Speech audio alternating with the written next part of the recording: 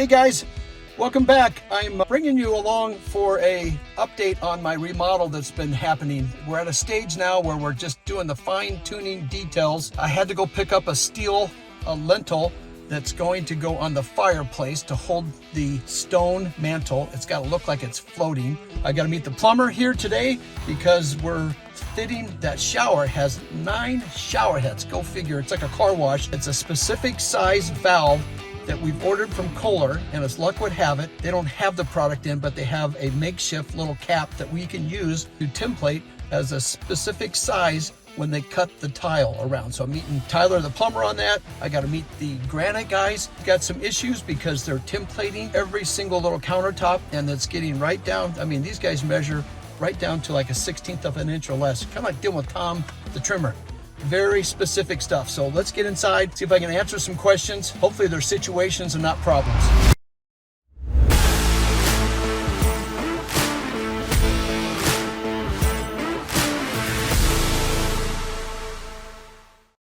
What we've been using, a lot of times I put lock boxes on houses so that the contractors can put the code in, but the front door is so nice, we don't want that getting banged around. What's nice is that we have these garage codes. You just literally punch in a code, and then we have access in and out of the house through the garage, which works out perfect. Sometimes these ding-dong subs, and I can say that, forget to lock the front door. So that's kind of a problem. Make it easy for them to get in the house, but for some reason they forget to lock it when they leave. Okay, let's try this. Oh, I got lucky. One button turns everything on. Here we go. Let me show you. We got quite a mess, but that's part of construction. I don't know if I've told you this. Here's my analogy when you're doing with new construction, any new construction, specifically remodeling, because homeowners, it's their personal home. I mean, that is your sanctuary. And now you got people living in your house with you. You got guys terrorizing your house, it feels like, because they're tearing out walls, moving things. It becomes messy. I always suggest, if you can afford it, move out of your house. Let us take over. It'll go faster and we'll get a better job and you'll have a lot more peace of mind. So keep in mind too, when you remodel a house and you're tearing out your kitchen, that's the backbone of your house. We have no kitchen in this home. So you're gonna be hanging out in your bar downstairs, and that causes other problems, too much drinking. So let me show you what I picked up. I had this angle iron made for the fireplace. So that's our next step. The painters have been in here taping off some things because they want to get started as well. And you can see some of the can lights have been pulled down. Well, all those are pulled down so that they can paint around the ceiling. Again, a remodel, we're doing things in reverse. The right way to do this is paint the ceilings, bring the electricians in during new construction, put the cans in after the ceiling's painted. This is a remodel. Everything's already been done, so we have to do things in reverse. So that's what you're seeing. Actually, it's kind of an interesting look. I wanted you to see the angle since I'm the cameraman today. My son Max kind of semi-quit. Up here on the island, I want you to see this white thing I'm standing on is what the Granite guy is coming out, and he's templating every single countertop in the entire house. So you may not be happy that I'm standing on his finished drawing. This is really like a full-size drawing so that he can build this countertop to the exact same size.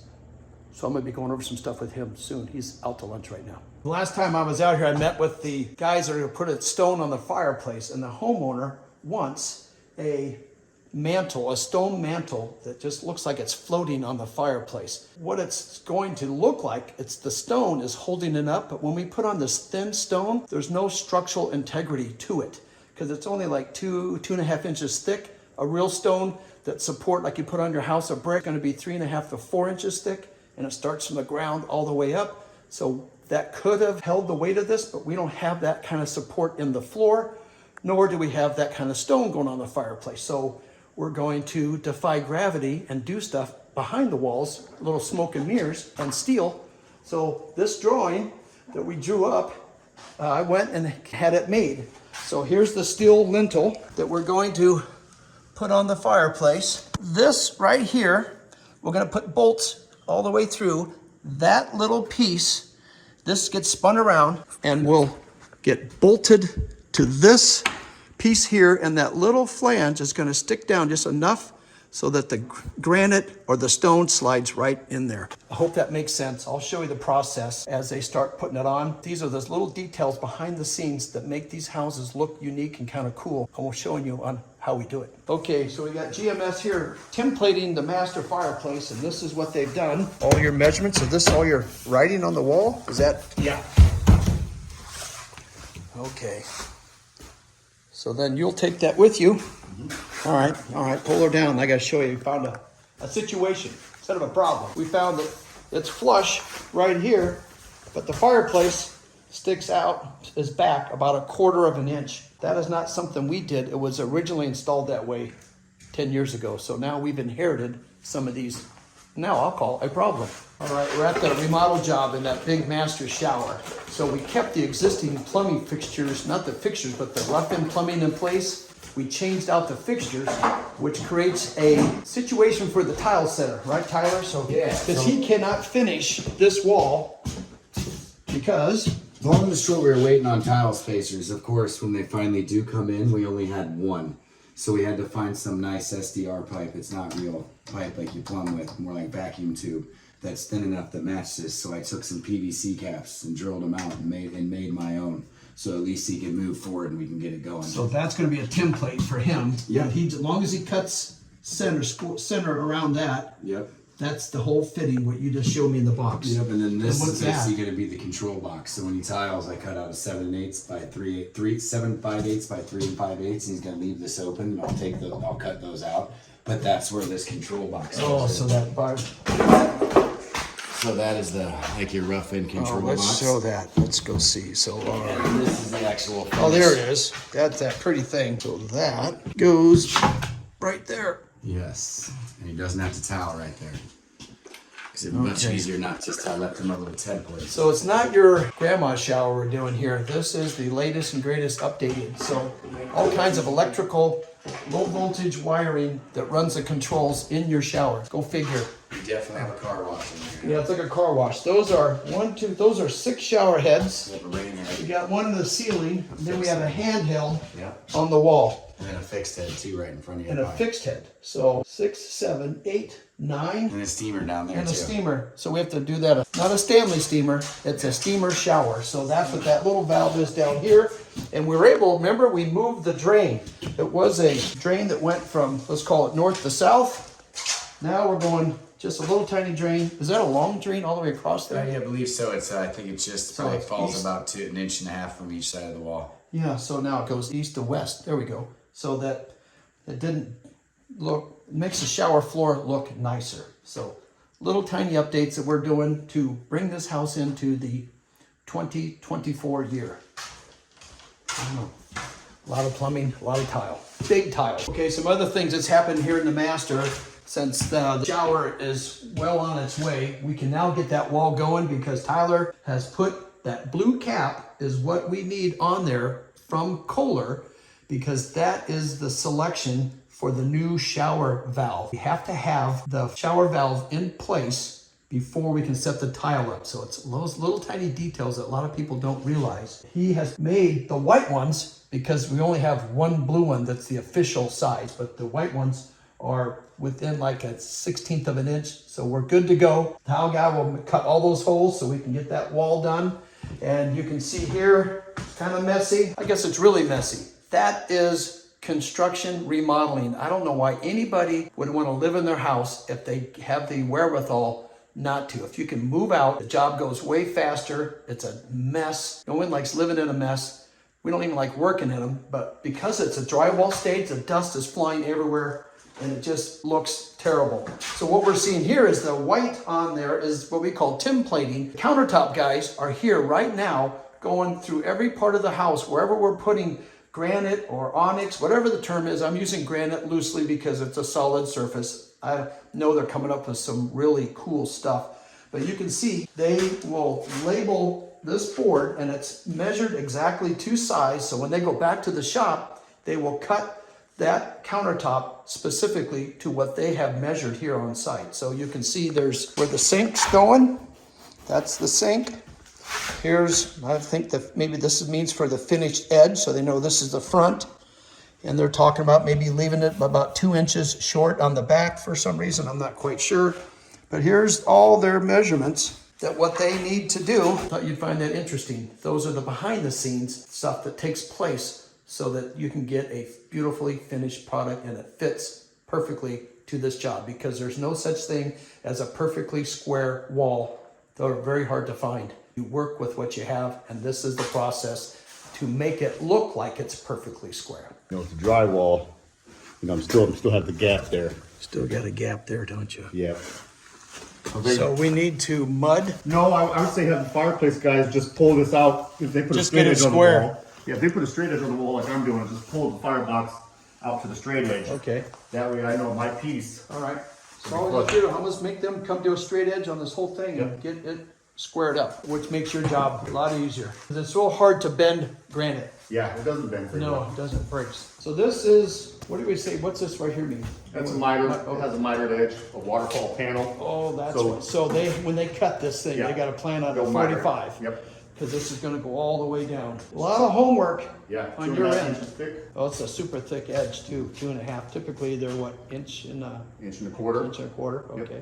So everything's a little supersized. We need thing, I know you need this thing built right here, Yes. that built. So I'm working on that so you can, because you can't template that Yeah. today and get that cabinet. But we're trying to get those in ahead of time. So we got a little situation here where that gap we gotta fill, because it's that wall right there. So we need to bring this whole cabinet out so it's flush. It's interesting when you're doing remodels, because on this home, it had a waterfall, like a countertop that came over and went straight down. We've taken that all off and now we're replacing it, but somehow when they did it originally, this is a refrigerator drawer. It's kind of cool underneath the counter. It's an appliance that needs to slide this way about a 1/2 inch. So when we put the granite back on, there's not a big gap on the side. So I have no idea how this stuff happens. And that's kind of why it's difficult, I find, for people to do this stuff on their own, because sometimes you don't know this stuff. This is a little more of a complicated, I suppose, remodel than most, where in these situations when you're doing unique high-end finishes, it's all about small little details. In this case, kind of a big one, it's a 1/2 inch. Typically we're dealing with stuff that's like 1/8 or smaller, but it has to be addressed. That's on my punch list of things to do now. So as we progress, we're waiting for the cabinets, as we know in the kitchen, but little things are taking place. Our second floor is done. I'm gonna take you upstairs and show you. Here's the new railing.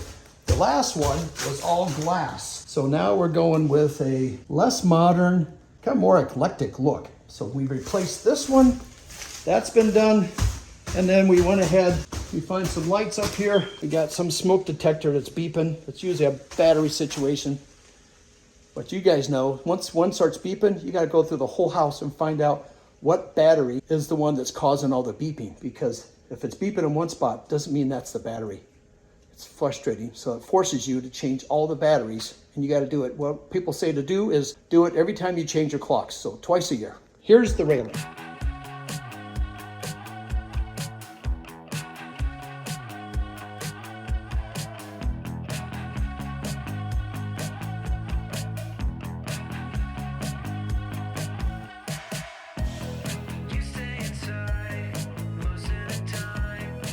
All right, I brought you guys downstairs because this is the bar and it's becoming quite a project now. It was going to be originally be left behind.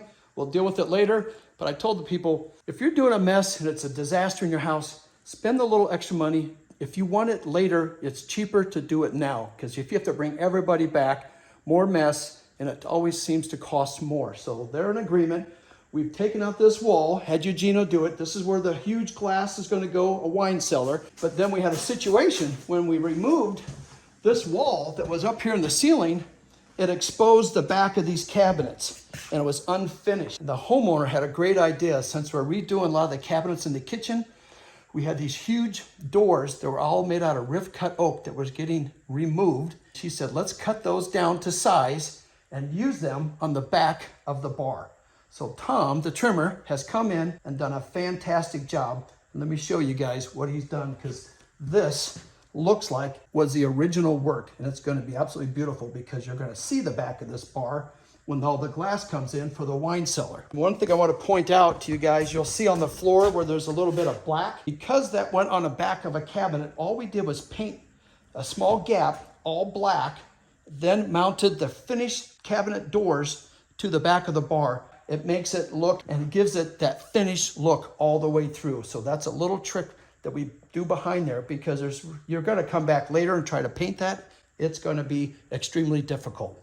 It's way cheaper to paint it black before the panels go on, and then everything is done. So that gets checked off my list. One more thing, we've got the ceiling left open because we're trying to figure out the heating, or not the heating, we want a cooling system only for this wine cellar. And we're finding out that there's best way to go about it is put a refrigeration type system that's mounted on the back side of this wall. Is literally, that's outside. And outside there is a storage garage where they keep all the pool equipment. So I can put the outside compressor in there. We'll have to drop this ceiling so we can get the unit in there, and then we'll run some lights. But that pricing, we're getting a second bid. The homeowners always like to get multiple bids. So I'm doing that right now. I should have that answer here real soon so I can start putting this all back together. But yesterday we met with the client and we decided, I'm trying to figure out what we decided, if we're going to drywall all this, which we'll end up having to do, or do they want to put tile on this wall as a finish? That's up for discussion. I'm not sure if tile is necessary because there's so much wine racking. You have to look through the wine bottles to see the tile. To me, I feel that's a unnecessary expense. It would be more dramatic painting it a accent color, darker color, and just spend the money on the lighting to light up the wine bottles and not so much the wall. Let me know your thoughts on that. See this thing right here? This is what's causing all the dust to take place in the house. This is a drywall sander. When these guys go through and they hit the wall, oop, up here to sand everything, dust, fine dust goes everywhere. So we got to change furnace filters all the time. But every time we clean this place up, it looks like a bomb went off in this place. So I got to pick my battles. That's part of the process. We're just about done. Check out the mess. Lights. Guys, remember how I hate these light things? They got all these buttons to push, and then it never really works for me. But I want to show you what they're sanding. See all that's thick mud they put on there. So they come back and they sand it to get all that off. Sometimes they got to add another coat, but when they sand that ridge off right here, it makes an absolute mess. Let me see if I can show you what's going on. Those little fine pieces and chunks are all over this whole house. So as soon as they're done, I'll bring maybe Eugenio, he's looking for things to do. I'll bring him back. He can shine this whole place up again. So he's got job security as long as these guys are doing drywall. This is something that's just out of respect for the homeowners and sometimes other subs on the job site. I know you smokers like to smoke, but there's a lot of people that don't like smokers. So what's happening is the smokers are going outside like they're supposed to, but then they're leaving their cigarette butts laying all around the driveway. The homeowner doesn't like that. I don't like it. I missed it. So he called me up and said, can you at least tell these guys to put the cigarette butts in the dumpster versus in the yard, in the landscaping? So I just said, I'll fix that. Let's just say no smoking on the property. Let them go across the street, do their business there. So it takes one guy to mess it up for all the other smokers, which typically there's not a lot of smokers anymore. So that's why we had to post a sign. Why do when you hit leave, that means all the lights should come off. But I had to push all the other buttons to let the house know I was leaving. So why is there a leave button? You guys let me know. I'm starting to lose it. All right, that's a little snapshot of what I got going on this job. Wish it was going quicker, but there's nothing I can do because we're sitting here really waiting on cabinets. I can get my tile guy back now because the shower's going, so I'll make that call. I think we have wood floors that will be getting installed here in the next couple of days. So we're trying to get a lot of the finished stuff done. So when the cabinet guys come in, they're the last big mess. Painters show up right after them. And then we come into the fine tuning, cleanup, and let the homeowners start enjoying this house. So it's always constantly managing the schedule. The homeowners deal with the budget. So here's how I'm doing this as a cost plus. As I get work done and get invoices, then I gotta go back to my office, type them up, and send it out to them. So I'm gonna work on doing a cost plus video on how I do that. Let me know if you're interested, if that's something that sounds interesting. To me, it sounds a little boring, but you let me know if that's something you wanna see. So thanks for watching. Please subscribe. Buy a hat or two. I'm discounting these things down. I got a bunch I need to get rid of so I can come up with some new ideas. But I always love hearing from you guys. Thanks for watching. I'm Brad the Builder. I'll see you guys on the next job site.